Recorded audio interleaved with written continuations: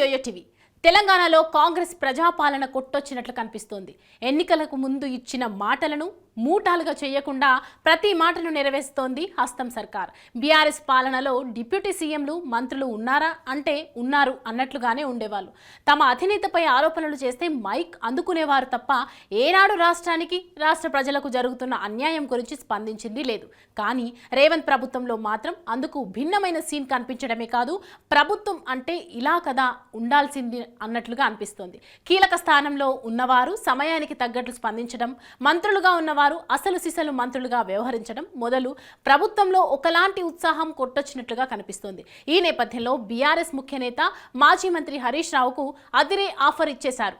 కాంగ్రెస్ నేత Munugode MLA Komatireddy Rajagopal Reddy assembly లాబీల్లో chit చాట్గా మాట్లాడిన ఆయన బీఆర్ఎస్లో ఉన్న హరీష్ రావుకు మంత్రి పదవిని ఇస్తామంటూ సంచలన వ్యాఖ్యలు చేశారు.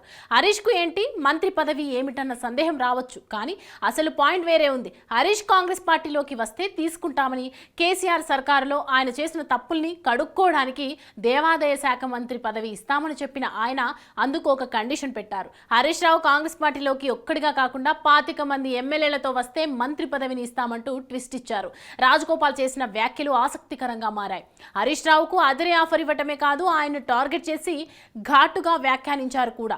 హరీష్ రావు కడియంల మాదిరి పదవుల కోసం పాకులాడే వాళ్ళం కాదన్న ఆయన ప్రజల కోసం ఉండేవాళ్ళమని పేర్కొన్నారు. ఉద్యమ సమయంలో పదవులను వదులుకున్న చరిత్ర తమదని, బీఆర్ఎస్ చీఫ్ పాలిటిక్స్ మానుకోవాలన్నారు. కాంగ్రెస్ పార్టీలో చీలిక తీసుకురావాలని చూస్తున్నారని, గతంలో తమకు ప్రతిపక్ష హోదా లేకుండా చేశారని గుర్తు చేశారు. రాష్ట్రాన్ని కేసీఆర్ నాశనం చేశారని, ఇప్పుడు తెలంగాణను కాపాడుకునే బాధ్యత తమపై పడిందని వ్యాఖ్యానించారు.